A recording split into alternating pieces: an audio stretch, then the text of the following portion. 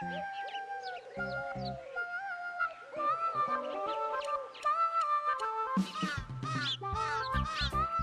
ব্যাপার পণ্ডিত, এত গুম মেরে আছো কেন? সকাল সকাল গিন্নি খুব বকেছেন মনে হচ্ছে। গিন্নির বাক্য সুধায় কান ভরে গেছে, আর কিছুই কানে ঢুকছে না। আরে দাঁড়াও দাঁড়াও পণ্ডিত, দাঁড়াও জ্যোতিষী। পণ্ডিত তো আমার কথা শুনতেই পেল না মনে হচ্ছে। তুমি তো দূর থেকে বলেছো, আমি তো বলেছি পাশ থেকে, তাতেও শুনতে পাইনি। কানের পোকা হলো নাকি? কি গো পণ্ডিত, ব্যাপার কি? কেমন বুঝছো? এ তো ভয়ানক কর্ণকোষ্ঠবদ্ধতার লক্ষণ। তুমি কচু বুঝেছো? আমার হয়েছে কর্ণগোপাল, তোমাদেরও হতো, কিন্তু তোমাদের দোকান কাটা বলে হয়নি। তুমি আমাদের অপমান করছো। তোমাদের অপমান বোধ থাকলে কোনো শব্দই কানে ঢুকতো না, শুধু একটাই শব্দ কানে বাজতো, গোপাল গোপাল গোপাল। এবারে রাজসভায় কিভাবে হেনস্থা হতে হলো মনে নেই?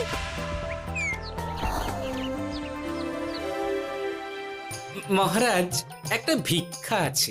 ভিক্ষার জন্য কৃষ্ণনগরের রাস্তাই সবচেয়ে উপযুক্ত জায়গা গোপাল, তুমি বরং সেখানেই যাও।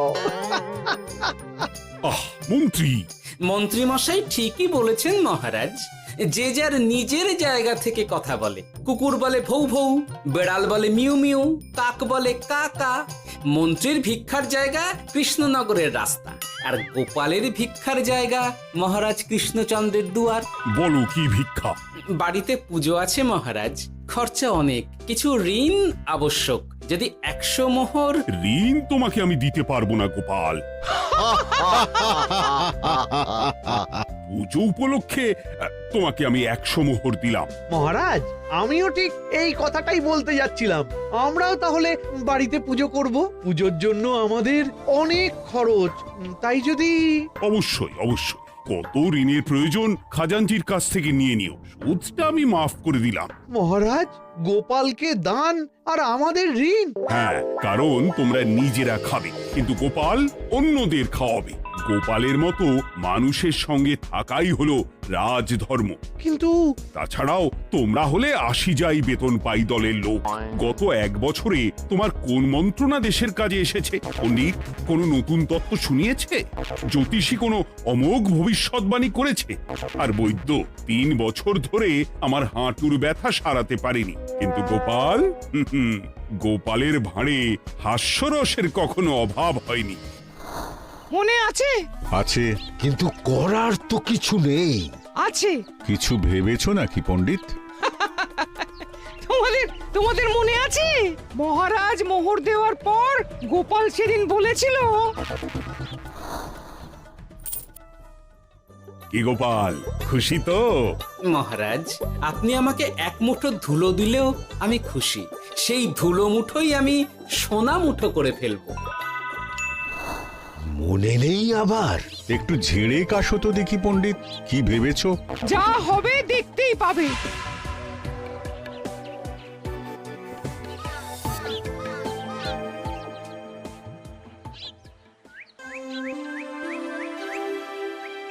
মহারাজের জয় হোক, মহারাজের জয় হোক। ওরে বাবা, এই যে সকাল সকাল চান করে ঠান্ডা লেগে গেল মনে হচ্ছে।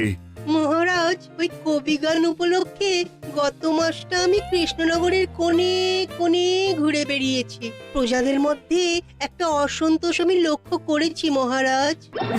অসন্তোষ? আমি তো জানতাম আমার শাসনে প্রজারা সুখে আছে।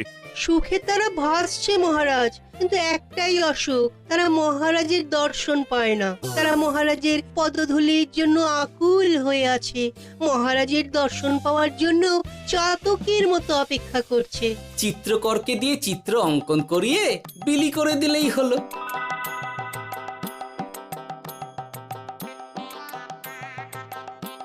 খুব ধুলো হয়েছে মহারাজ, কিন্তু এত ধুলো।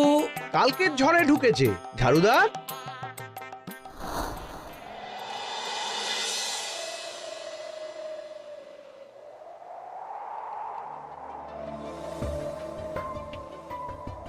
এই সুযোগ রাজসভা ফাঁকা, এমন ঝড় যে পেয়াদারাও বাইরে নেই। কাজটা সেরে ফেল, বুঝলি? কিরে, কাজটা কর।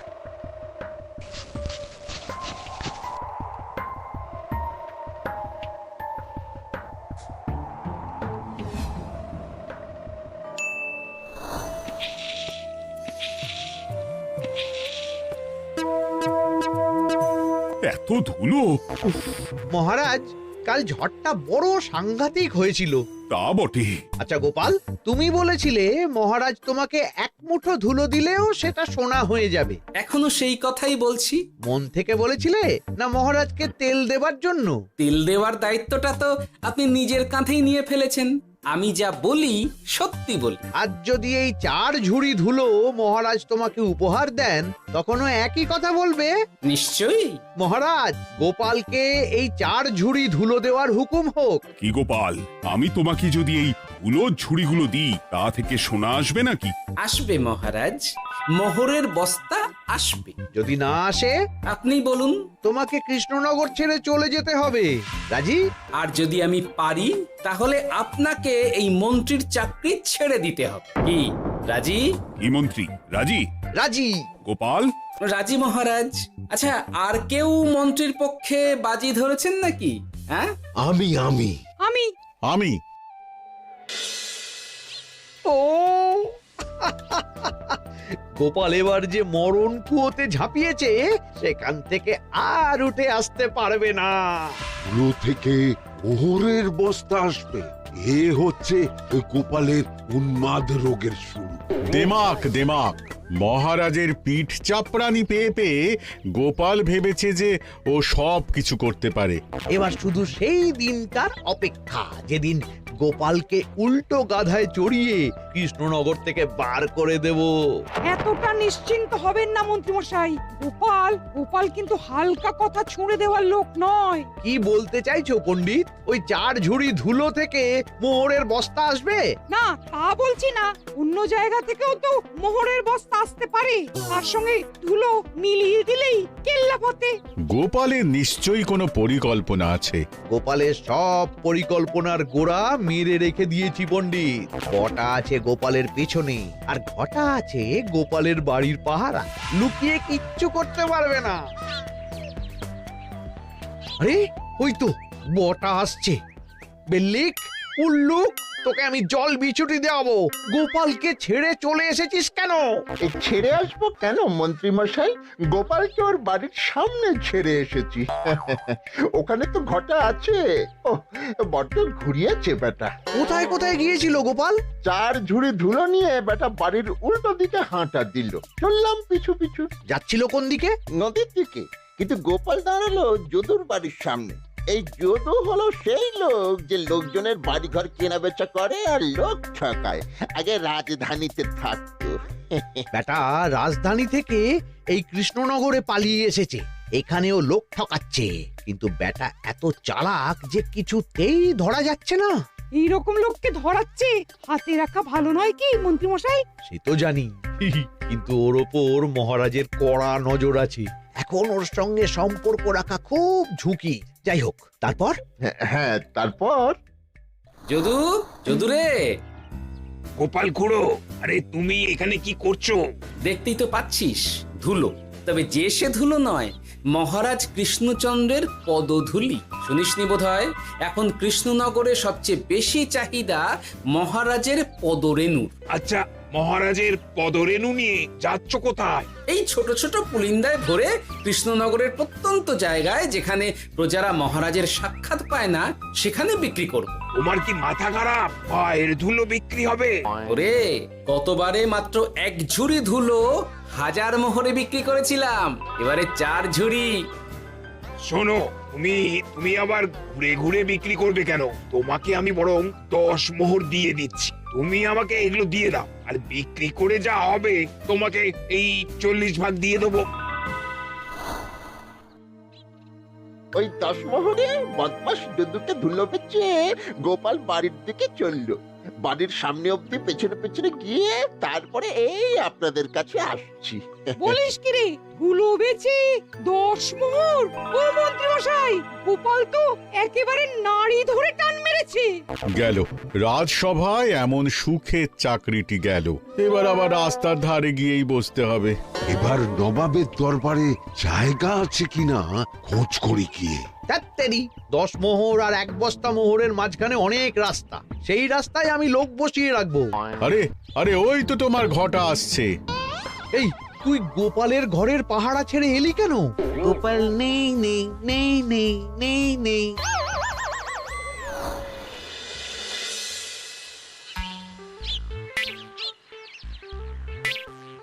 আরে ভয় পেলি নাকি?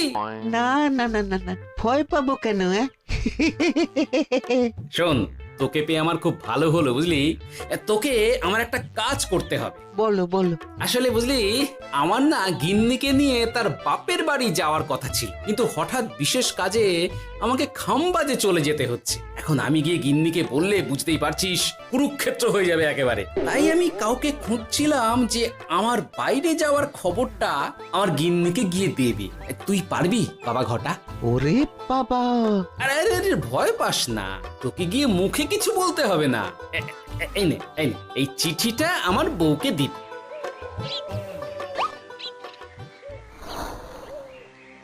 কৃষ্ণনগর ছেড়ে চুপি চুপি চলে যাচ্ছি, চালাকিটা দেখেছেন? ওসব চালাকি আমি তুড়ি মেরে উড়িয়ে দেব। কি করবেন? চারিদিকে আমি অশ্বারোহী গুপ্তচর পাঠাচ্ছি, গোপালকে কোনো চালাকি করতে দেব না।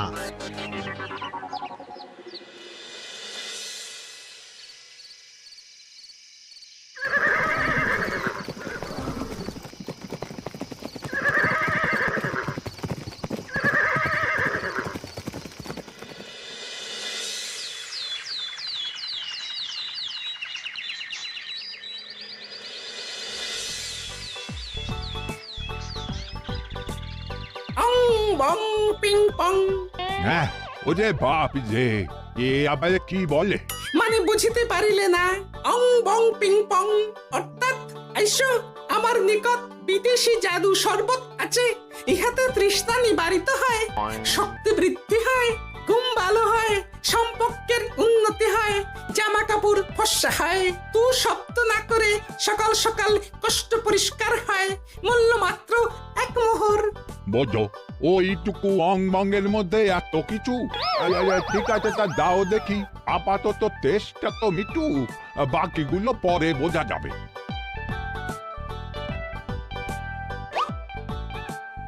আহা, বড় ভালো খেতে তো। ঠং ঠং অর্থাৎ শক্তি বৃদ্ধি হলো। হ্যাঁ, মনে হচ্ছে গায়ে যেন 2 গুণ বল পাচ্ছি। কি হয়েছে ভাই? এ কে? এ ভিন দেশ থেকে জাদু শরবত নিয়ে এসেছে গো। জাদু শরবত? ভিনদেশ? একেবারে বহু ভুজা শরবত। খেলে তেষ্টা যাবে, গায়ে জোর হবে, ঘুম হবে, সম্পর্ক ভালো হবে, জামা কাপড় ফর্সা হবে, সকালে হ্রাস করে পেটও পরিষ্কার হবে। সে কি? দাও গো ভাই, আমাকেও দাও। গুড় জল, সঙ্গে একটু ভাজা মশলা, আমচুর আর বিট নুন, শুদ্ধ দেশি জিনিস, জানলে কেউ ছুঁয়েও দেখতো না। কিন্তু একটু বিদেশি গন্ধ দিতেই একেবারে হট্ট মেলা। আরে তোমরাও এসেছো দেখছি। সং সং শঙ্কা, লং লং লঙ্কা। মানে? অর্থাৎ এই শরবত খেলে আর শঙ্কা নাই, বুদ্ধি লঙ্কার মতন ঝাল হয়ে যাবে। তারপর ডং ডং ডঙ্কা, টং টং টঙ্কা, ফাইন ফাইন, অর্থাৎ টাকা আসবে আমার কাছে।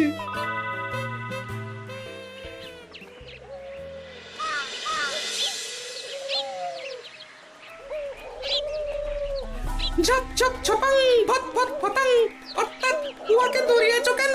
বেটা জোচ্চোর অনেককে ঠকিয়েছে। অনেক দিন থেকে তককে তককে ছিলাম, এবার এই ধুলো নিয়ে মহারাজের পায়ের ধুলো বলে বিক্রি করছিল। একটা বেনামি চিঠিতে খবর পেয়ে বেটাকে ধরেছি। ব্যাং ব্যাং বিগ ব্যাং, অর্থাৎ বাহ বাহ বাহ বাহ। বেনামি চিঠিটা আমি দিয়েছিলাম বাবু। বাবা যদু, তুমি সেই রাজধানী থেকে কৃষ্ণনগর অবধি মানুষকে অনেক খোল খাইয়েছো। তুমি এতদিন ঘুঘু দেখে এসেছিলে বাবা। এবার গোপাল নামক ফাঁদ মুখটা দেখলে। কতবার বলবো এইসব ধুলো আমি গোপালের কাছ থেকে কিনেছি। যা বলার ওই বিচারের সময় মহারাজকে বলবি। চল চল চল চল চল।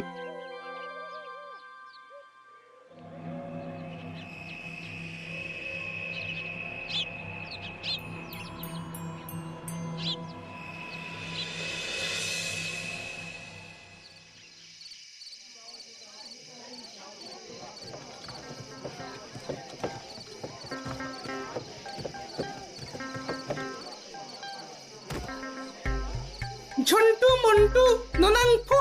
নাও ঠেলা। এ সাহেব বলে কি ফু দিয়ে দিতে হবে? কি বলছো সাহেব? বুঝতে পারছি না, কোথায় ফু দেব? ঝন্টু মন্টু ননাঙ্কু অর্থাৎ লবণ আছে? আছে আছে সাহেব আছে। কত লাগবে? ভাণ্ড ভরি আন্ডাকারি অর্থাৎ যা আছে সব।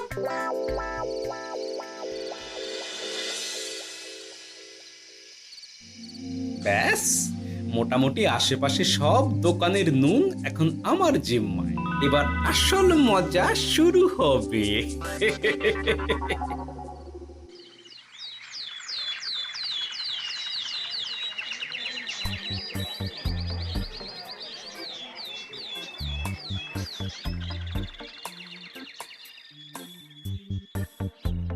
নুন আছে? না হুজুর, গোটা কৃষ্ণনগরেই নুন নেই। ওই দেখো, পুরো রাজসভাই বাজারে জড়ো হয়েছে। শান্তামনা, শান্টু মন্টু, এ আবার কি বলছে রে বাবা? শান্তামনা, শান্টু মন্টু অর্থাৎ জনগণ শ্রবণ করুন। নান্টু কান্টু নুন কিনবেন, আন্টু আন্টু আসুন আসুন। আমার আমার এক সের নুন লাগবে। শান্টু অবশ্যই 100 লবণ 10 মোহর। এক সের 10 মোহর? 10 মোহর লইবেন না লইবেন না? না, নেব না। উত্তম উত্তম গান্ডা পিণ্ডে ঢিসুম ঢিসুম অর্থাৎ তাহা হইলে নুনের বদলে গৃহিণীর প্রহার ভক্ষণ করুন। আমাকে এক সের নুন দিন। আমাকেও আমাকেও। নুন ছাড়া বাড়ি ফিরলে গিন্নি ঘর ছাড়া করবে আমাকে। শুনলাম কৃষ্ণনগর থেকে নুন উধাও। আছে মহারাজ আছে। কৃষ্ণনগরের সব লবণ আমার নিকটে আছে। 110 মোহর। এত দাম? দাম তো হবেই মহারাজ। লবণ ছাড়া রান্না কেমন হবে ভাবিয়া দেখুন। ঠিকই বলেছ, রাজপাকশালেও তো রান্না বসেনি। 100 সেরের মতন রাজপ্রাসাদে পাঠিয়ে দাও। 1000 মোহর দিয়ে দাও।